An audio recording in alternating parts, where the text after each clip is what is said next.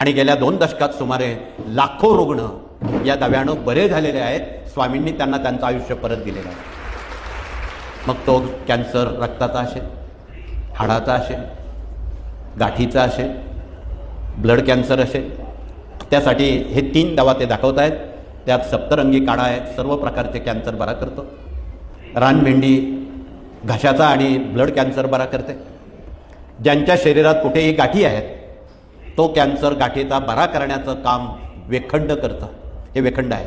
हे देशी गाईच्या गोमूत्रात घासून गरम करून थोडंसं आपण प्राशन केलं, 100% गाठी 3 आठवड्यात गळून पडतात. रुपयाचं औषध घ्यायचं नाही. इतकं सोपं आहे. पण औषधं कडू तुरट आहेत.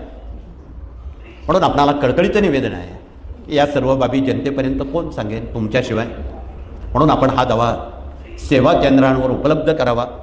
आणि एवढ्या लांब दिंडोरीला 1500 मैल येण्यापेक्षा गाव तेथे केंद्र आणि घर तेथे सेवेकरी ही संज्ञा जर तुम्ही राबवली तर लोकांचं गावात हे प्रश्न तिथले तिथं निपटले जाते. खरं तर आमच्या इथे बसलेल्या भगिनी घरी असलेल्या खूप भाग्यवान आहे. का तर तुमच्या मसाल्याच्या डब्यामध्ये डझनभर औषधं दिलेली आहे. त्यामध्ये हळद आहे. सर्व आजारांवर एकमेव उपाय म्हणजे हळद. लग्न लावायचं असलं तरी हळद लावल्याशिवाय होत नाही हो. म्हणजे इतकं हळदीला अनन्यसाधारण महत्त्व आहे. जिरं आहे.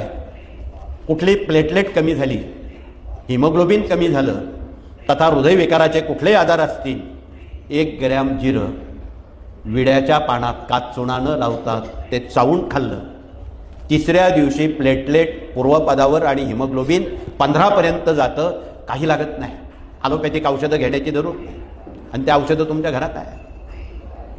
तसंच तेजपान काय काम करतं, दालचिनी काय काम करते. अनेक लोकांची चरबी किंवा ते लठ्ठ होतात. अनावश्यक चरबी घालवण्याचं काम दालचिनी करते. म्हणून चांगली दालचिनी चांगल्या मधात घासून रोज 4-5 वेळेस प्राशन केले आणि आहारात शीतपेय कायमची बंद केली आणि रोज गरम पाणी तुम्ही पिलात, शरीराला जेवढं वजन लागतं तेवढंच राहतं. अनाठाई वजन कमी होते. जे नको आहेत ते वजन कमी होतं. हे ज्यांना पटेल त्यांनी रसोईचा अभ्यास करावा. इथे बसलेल्या आमच्या साऱ्या भगिनींनी खरं तर रसोईवर PhD करावी. तुमच्या घरात आरोग्य नांदेल. आरोग्यावर तुमचा 60% खर्च होतो तो वाचेल आणि तुमचं आरोग्य अबाधित हातात राहील. म्हणून यावर खूप बोलणं उचित नाही, पण रसोईवर खूप बोलता येईल. म्हणून नव्या पिढ्यांना आपण रसोईबद्दलचं मार्गदर्शन जुन्या भगिनींनी नव्या पिढ्यांना द्यावं हे कळकळीचं आवाहन.